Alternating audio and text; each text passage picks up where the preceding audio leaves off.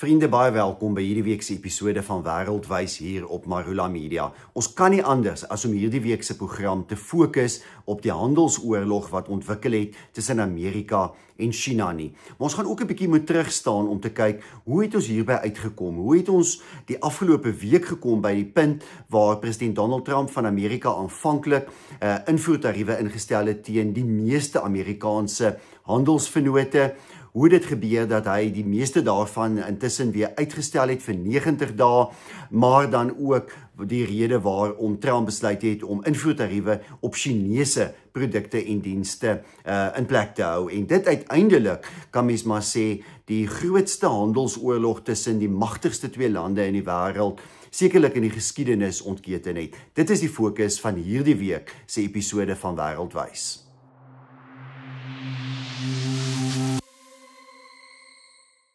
Net meer as 'n week gelede het die Amerikaanse president Donald Trump 'n omvattende reeks invoertariewe ingestel op die meeste van Amerika se handelsvennote. Die rede daarvoor was natuurlik Amerika se reuse handelstekort, ook met die meeste lande in die wêreld, en die feit dat heelwat lande natuurlik invoertariewe hef op Amerikaanse goedere en dienste. En dit maak dit vir Amerikaanse produsente moeilik om na daardie lande uit te voer. Trump het dus hierdie invoertariewe aangebied as sogenaamde vergeldings invoertariewe, om dan die ruimte te skep vir onderhandelings tussen die VSA en hierdie lande, om uiteindelik alle invoertariewe in die wêreld te probeer verlaag. Nou ja, dit het intussen gelei tot onstuimigheid op internasionale aandelemarkte. Ons het gesien hoe aandelemarkte van Asië tot in die VSA skielik gedaal het.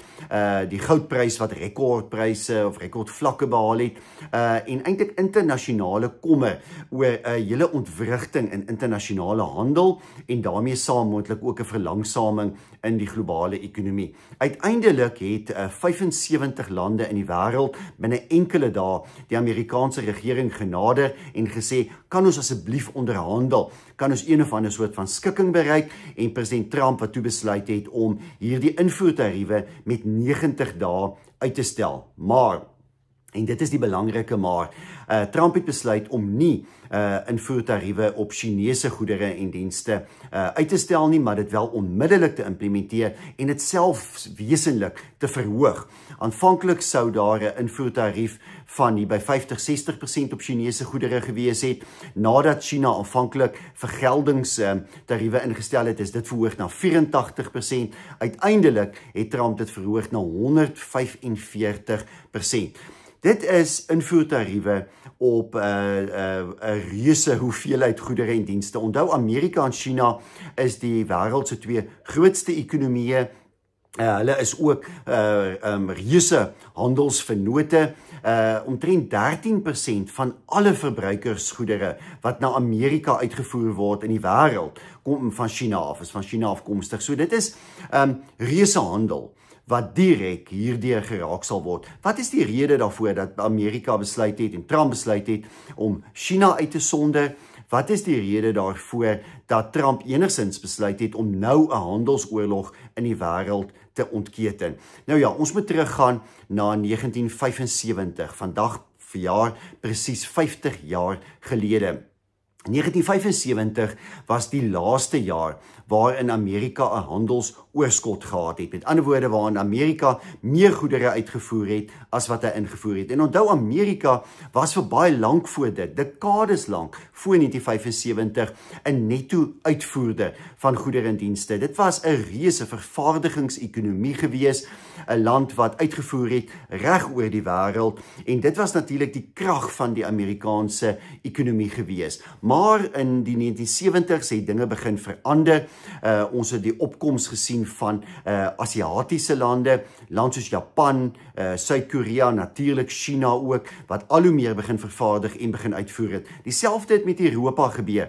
Duitsland het grootliks herstel na die Tweede Wêreldoorlog. Die Duitse ekonomie het weer 'n groot vervaardigingsekonomie geraak, en ook die Duitsers saam met ander Europese lande het op groot skaal na Amerika begin uitvoer. Dieselfde met Amerika se buurlande, lande soos Kanada, Mexico en dan ook ander lande in Latyns-Amerika. Met ander woorde, hier van die 1970s af het die wêreld dramaties begin verander en China wat aanvanklik 'n totaal geïsoleerde land was, het ekonomies natuurlik veral deur die 1980s en 1990s heel wat begin aanpas en begin verander. 23 jaar gelede in 2002 het China uiteindelik by die Wêreldhandelsorganisasie aangesluit. En daarna weet ons wat gebeur het. China het die grootste vervaardigingsekonomie in die wêreld geraak, die grootste uitvoerder van goedere in die wêreld en uiteindelik het China ook in 'n groot mate toegang gekry tot die Amerikaanse mark en het jy oral Amerika of Chinese produkte in die Amerikaanse mark begin sien. Die gevolg daarvan 'n reuse handelsoorskot vir die Chinese in hulle handel met Amerika, maar intussen het die Chinese natuurlik, soos baie ander lande, aangehou om hulle eie mark te beskerm. China het invoertariewe oor jare ingestel en nog altyd gehad op talle Amerikaanse produkte en dienste. Dit geld ook vir baie ander lande. Dit is ook hoekom China so 'n groot handelsoorskot met die meeste van sy handelsvennote in die wêreld het, ook met Suid-Afrika. Ons voer self baie meer goedere in uit China as wat ons uitvoer na China. Die Chinese beskerm hulle eie mark, want die Chinese ekonomie is die afgelope 2-3 dekades gebou op aan die een kant eiendomme in China, en dis 'n hele gesprek vir 'n ander dag, die ontwikkeling van eiendomme in stedelike gebiede, en dan die ander kant eenvoudig 'n uitvoer-ekonomie. Massavervaardiging van goedere en dienste wat uitgevoer kan word teen 'n baie goedkoop koste, waarmee min lande in die wêreld kan meeding, want onthou, China het baie lae arbeidskoste, die Chinese geldeenheid word eintlik deur die regering redelik swak gehou, en dan het hulle skaal. Skaal is die een ding waarmee die Chinese die res van die wêreld eintlik oorrompel, die skaal waarop geproduseer kan word, die skaal waarop uitgevoer kan word, en dit het natuurlik meegebring dat jy uiteindelik China gekry het om die tweede grootste ekonomie in die wêreld te word, die grootste uitvoerder van verbruikersprodukte en 'n land wat 'n reuse handelsoorskot met die wêreld, maar ook met Amerika ontwikkel het. Nou, hoekom sit ons waar ons vandag sit? Nou op hierdie punt waar daar hierdie handelsoorlog tussen Amerika en China ontwikkel het, wat ons sekerlik kan bestempel as die enkele grootste handelsoorlog in die wêreld se geskiedenis. Die rede daarvoor is bloot dat Amerika oortuig is en president Donald Trump van Amerika oortuig is dat hierdie 'n onvolhoubare situasie is. Die Amerikaners kan nie aanhou om jaar na jaar so 'n groot handelstekort te hê nie. Handelstekort van $1,2 triljoen verlede jaar, soos ek sê, dit was al reeds 13% meer as in 2023, die Amerikaanse handelstekort, wat oor die afgelope 20 jaar dramaties jaar na jaar gegroei het, en daarvan is omtrent 20% net in handel met China.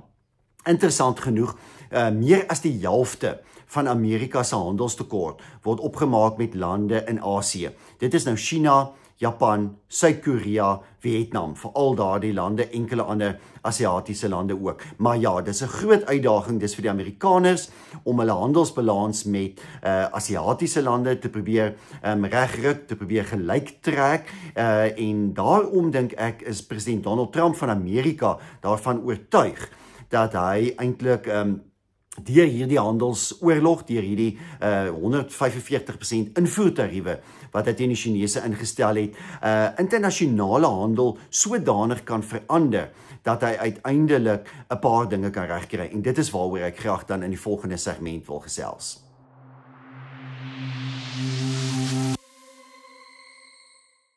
Ek dink dit is nodig dat 'n mens soms so 'n bietjie 'n tree teruggee om die uitdagings wat daar tans in die Verenigde State is, deeglik te verstaan. Nou, 'n goeie boek wat ek weer van my boekrak afgehaal het, wat hierna verwys, is die boek van Pat Buchanan, Suicide of a Superpower.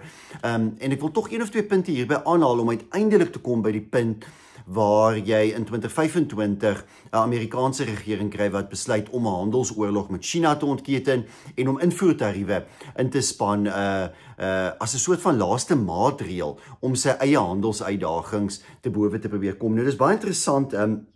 Buchanan haal in hierdie boek 'n Rus aan, Andrei Amalrik, wat in 1970 in Spanje gewoon het. Hy was eintlik 'n vlugteling uit die Sowjetunie weens sy kritiek op die Sowjetunie, en hy het in 1970 geskryf Will the Soviet Union survive until 1984? Nou ja, dit was in 1970 geskryf. Natuurlik het niemand gedink in 1970 dat die Sowjetunie binnekort tot 'n einde gaan kom nie. Die Sowjetunie was op daardie stadium, die begin van die 1970s, saam met Amerika die twee grootste supermoondhede in die wêreld, redelik gelyk teen mekaar meegeding, ekonomies, militêr, in terme van 'n globale politieke invloed. Dit was die begin van die 1970s. Nou ja, 20 jaar later het die Sowjetunie nie meer bestaan nie. 20 jaar nadat daardie brief geskryf is. Nou ja, in 2011 verskyn hierdie boek van Buchanan met die titel Suicide of a Superpower, en Buchanan vra, Will America survive to 2025? Nou ja, dit is van jaar 2025. En die hele boek hanteer natuurlik die agteruitgang van Amerika, die agteruitgang van die VSA op verskillende vlakke, kultureel, wat ons weet 'n feit is, demografies, maar dan natuurlik ook baie belangrik ekonomies.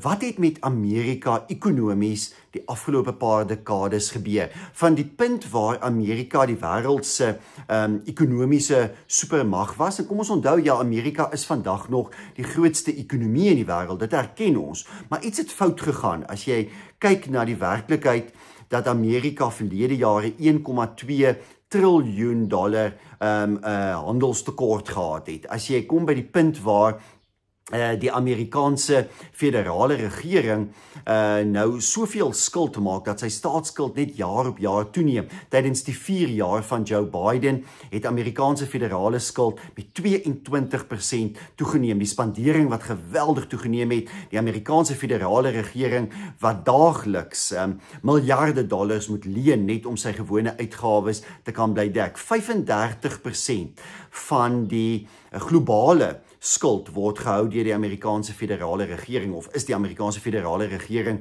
se skuld. Daarteenoor het Amerika se ekonomie as persentasie van die globale ekonomie natuurlik die afgelope 2 dekades baie skerp afgeneem. Wat het gebeur in die Amerikaanse ekonomie? Het die Amerikaanse ekonomie bloot net 'n verbruikersekonomie geword, waar die ekonomie eintlik maar gedryf word deur plaaslike verbruik van Amerikaanse burgers wat goedere koop, wat dan al hoe meer uit die buiteland ingevoer word?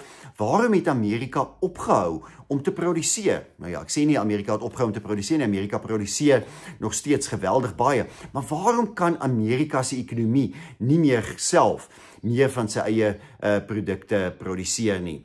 Amerika het 'n baie lae werkloosheidskoers, 'n werkloosheidskoers wat van die laagste in die wêreld is. Maar ons moet ons nie vasstaar in 'n werkloosheidskoers wat laag is, terwyl die deelnamekoers aan die Amerikaanse ekonomie oor jare voortdurend afgeneem het nie. Daar is net soveel Amerikaners, miljoene Amerikaners, wat eenvoudig nie meer werk nie. Hulle soek nie meer werk nie, en hulle word dus ook nie noodwendig meer as werkloos beskou nie. Hulle is net eenvoudig nie meer ekonomies aktief nie. So die ekonomies onaktiewe deel van die Amerikaanse bevolking wat geweldig skerp toegeneem het. So, is Amerika bloot net onmededingend?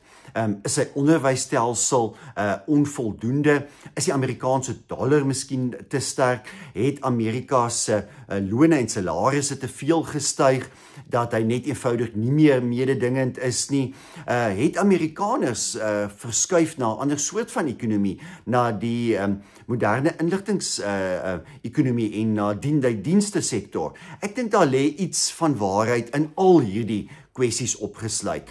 Daar is eenvoudige probleme in die Amerikaanse onderwysstelsel. Daar is 'n probleem met te veel Amerikaners wat ekonomies onaktief is, wat nie wil werk nie. Die Amerikaanse welsynsstaat het te veel van 'n veiligheidsnet vir hulle geskep. Die Amerikaanse ekonomie het verander. Mense fokus toenemend om in moderne nuwe bedrywe en sektore te werk, en jy sien dit steeds dat Amerika baie goed doen en steeds op die voorpunt is van die ontwikkeling van tegnologie, kommunikasietegnologie en ander soort van tegnologie. Daar is Amerikaanse sektore wat absoluut steeds op die voorpunt is, terwyl ons wel sien dat Amerikaanse staalvervaardiging, Amerikaanse mynbou, Amerikaanse tekstielbedrywe, al die ou tradisionele bedrywe natuurlik die afgelope paar jaar geweldig agteruit gegaan het en geweldige werksverliese dan ook getoon het. So daar's iets van waarheid hierin opgesluit. Die Amerikaanse dollar is baie sterk. Amerikaanse inkomste vlakke,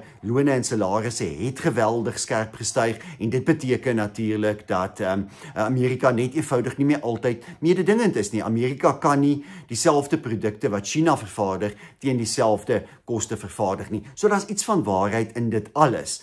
Dan is die vraag, is invoertariewe nou die oplossing hiervoor? En ek wil iets gesels oor invoertariewe, waarom Donald Trump invoertariewe gebruik en dan spesifiek of dit gaan werk in hierdie stryd teen China.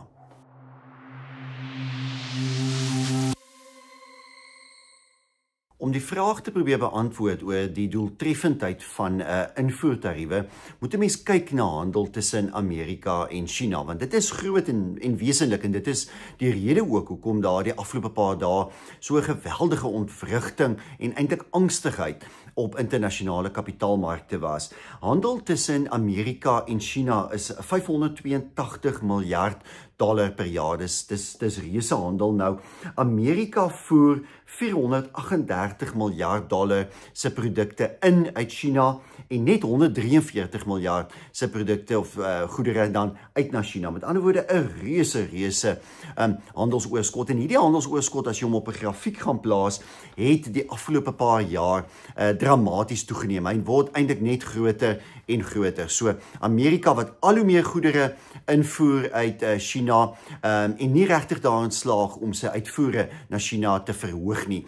Nou die Amerikaanse president Donald Trump sê dat daar enkele redes daarvoor is. Die een is natuurlik China wat invoertariewe hef op Amerikaanse goedere en dit is onmededingend maak vir Amerikaanse maatskappye om na China uit te voer. En ek dink Trump het daarmee 'n punt beet.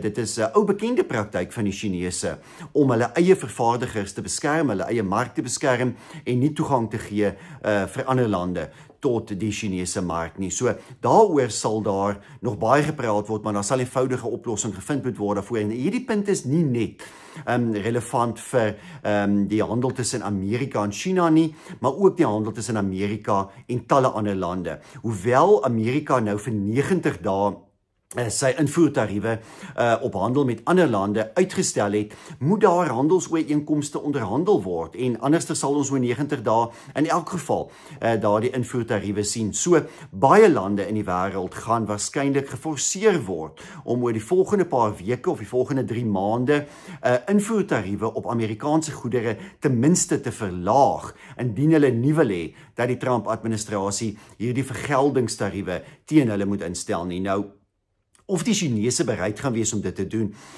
dit is die groot vraag. Ons het 'n interessante reaksie van die Chinese die afgelope week of wat gesien, terwyl baie lande probeer het om eintlik in 'n sin versoenend teenoor Amerika te wees. Nadat Trump sy invoertariewe aangekondig het, het verskeie van jou groot ekonomieë gesê, nee, ons gaan praat met Amerika. Daar was ook sommige lande wat eenvoudig hard en vergeldend opgetree het, en ek dink hulle mag oor die langtermyn 'n prys daarvoor betaal, ek dink veral hier in die Europese Unie. Maar sommige individuele Europese lande het baie versoenend opgetree, net so ook 'n land soos Mexico wat natuurlik baie afhanklik is van handel met Amerika, Vietnam wat dieselfde gedoen het, hulle is baie afhanklik van uitvoere na Amerika en dan nog verskeie ander lande ook, ek dink hier in Argentinië, Israel en ander kleiner handelsvennote van die VSA. Maar die Chinese het nie dit gedoen nie, daar was geen poging tot versoening van die Chinese nie. Die Chinese het baie hard opgetree, hulle het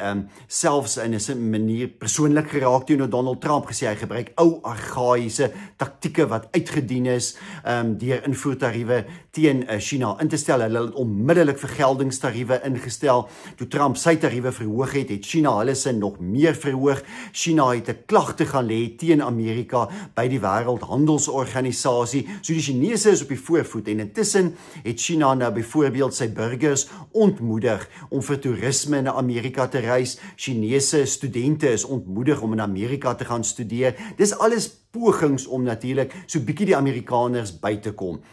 Daar is selfs 'n beperking ingestel op die hoeveelheid Amerikaanse films wat voortaan na China ingevoer kan word en in China vertoon kan word. So die Chinese is op die oorlogspad. Hulle werk vanuit 'n posisie van selfvertroue. Die Chinese ekonomie die afgelope paar jaar voortdurend skerp gegroei en China glo dat hy in hierdie stryd met Amerika, hierdie handelsoorlog, sterker daaruit kan kom. Nou ja, daar's baie vrae oor of dit wel die geval sal wees en of China regtig so sterk is soos wat die Chinese regering tans voorgee.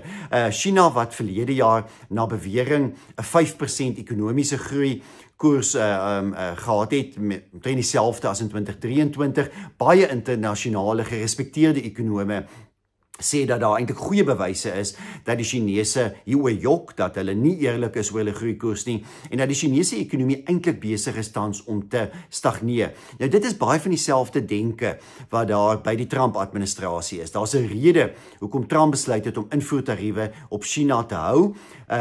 Trump dink China is op hierdie stadium relatief verswak en China het uitdagings en ons weet van China se uitdagings binnelands met sy eiendomsmark wat onder druk verkeer. Daar's 'n skuldkrisis in China met geweldige groot ontwikkelings wat gedoen is die afgelope paar jaar. Groot ontwikkelaars wat ernstige skuldprobleme het. En dan is daar 'n binnelandse verlangsaming in die ekonomie. Met ander woorde, wat die Amerikaners baie duidelik sien is dat China gaan nie net eenvoudig verlangsaming in uitvoere na Amerika of laer uitvoere na Amerika kan vervang met hoër plaaslike verbruik nie. En dit is, as jy luister na die Chinese die afgelope paar dae, deel van hulle denke. Hulle gaan ander markte vind vir hulle goedere en hulle sal maar net eenvoudig meer produkte in die plaaslike mark verkoop. Maar Chinese koop nie meer nie. Dis baie duidelik. Daar is soveel pogings die afgelope paar maande in China gewees om plaaslike verbruik te verhoog, plaaslike verbruikersspandering te verhoog. Dit was nie heeltemal geslaagd gewees nie. So, China het 'n uitdaging. China en Chinese produsente dink toenemend mee met ander Asiatiese lande. Ek dink byvoorbeeld hier aan 'n land soos Indonesië, maar ook Vietnam. Daar's verskeie Asiatiese lande wat opkomende groot produsente is en wat direk meeding met China om teen 'n lae koste verbruikersgoedere te produseer en aan die res van die wêreld beskikbaar te stel. So China se status as hierdie absolute dominante vervaardigingsekonomie wat wêreldwye uitvoere domineer. Dit gaan oor die volgende paar jaar uitgedaag word, veral dan deur ander lande in Asië.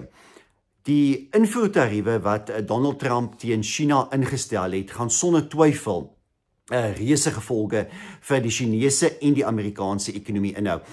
Daar is reeds die afgelope dag of 2 berigte dat bestellings vir Chinese goedere uit Amerika skerp afgeneem het. Die hoeveelheid goedere wat by hawens op skepe gelaai word om na Amerika versend te word, het reeds baie skerp begin afneem.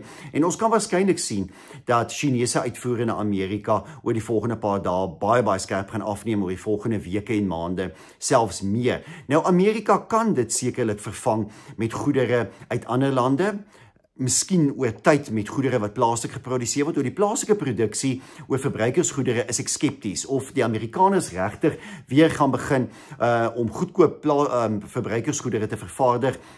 Dit twyfel ek. Ek dink hulle arbeidskoste en hulle insetkoste is eenvoudig te hoog. Daar's rede om te glo dat Amerika weer kan industrialiseer in terme van meer staal produseer, meer industriële produkte vervaardig, selfs motorvervaardiging in Amerika weer kan toeneem. Daar het Trump geldige punte beet. Gewone verbruikersgoedere, daaroor is ek heelwat meer skepties. So, dit gaan verseker lei tot 'n reuse herskikking in internasionale handel. Ons gaan oor die volgende paar weke sien hoe die Amerikaners gaan skarrel om produkte op ander plekke te kry. Die Chinese gaan skarrel om ander afsetgebiede vir hulle produkte te kry.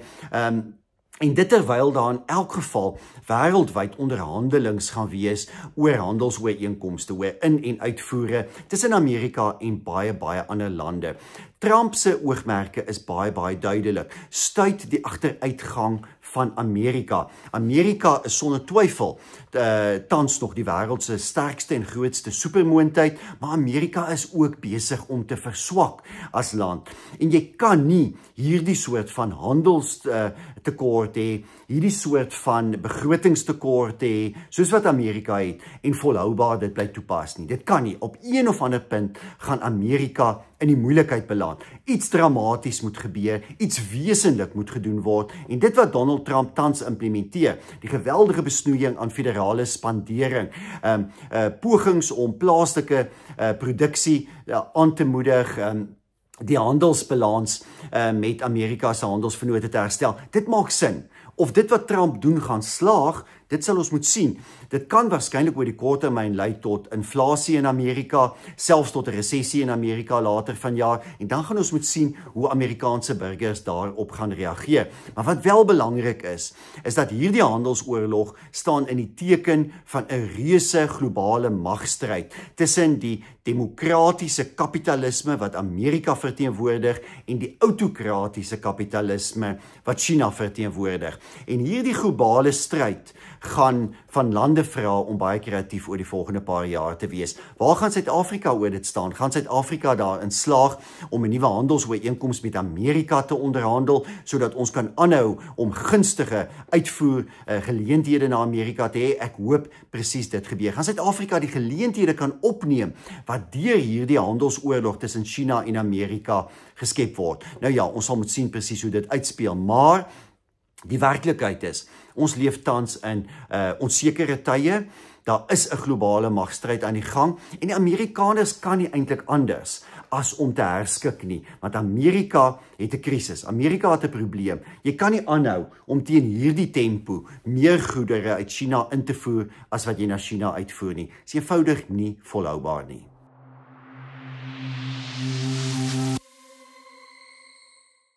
Ek sluit hierdie week se episode van Wêreldwys dan hiermee af. Ek dink is baie belangrik om te verstaan, die konteks te verstaan en in te sien. Hierdie handelsoorlog wat Donald Trump met China ontketen het en eintlik potensieel ook met soveel ander lande in die wêreld, staan binne in 'n groter konteks. Amerika is die afgelope paar dekades baie ernstig deur globalisering geraak. Ons kan eintlik sê dat globalisme, wat 'n byproduk van globalisering is, gelei het tot 'n dramatiese verandering in die Amerikaanse samelewing. Kultureel, demografies, ekonomies, polities, maar ook in terme van Amerika se globale invloed. Donald Trump sê hy plaas Amerika eerste. Dit is die beleid van Trump. Dit is die soort van Trump-doktrine of die Trump-denke. Amerika weer eerste, 'n soort van gereserveerde Amerika waar die belange van die burgers eerste gestel word. Mens kan ook dit beskou as 'n terugstoot teen die negatiewe gevolge van globalisering vir Amerika. In hierdie opsig sien ons 'n hele aantal stappe, aanslag op die sogenaamde woke ideologie, 'n reuse terugstoot teen onwettige immigrasie, massadeportasie van onwettige immigrante. Maar ons sien ook 'n herbedink van Amerika se rol in die wêreld. En as daar nou gekyk word na invoertariewe, handelsooreenkomste, 'n globale handelsoorlog, moet ons dit sien binne die groot vraagstuk oor hoe gaan Amerika in die toekoms lyk? Wat gaan Amerika se rol in die toekoms wees? Wat gaan Amerika in die toekoms vir die wêreld beteken? In Trump se denke beteken dit dat Amerika moet herindustrialiseer, Amerika moet weer meer selfstandig raak, Amerika wat homself internasionaal laat geld, moet 'n Amerika wees wat vir homself kan sorg, wat selfvoorsienend kan wees in terme van sy energiebehoeftes, maar oor die algemeen dit wat hy gebruik. Maar Amerika sien ook in Donald Trump se oë China as die enkele grootste uitdaging in die wêreld, want China verteenwoordig 'n ander ideologie.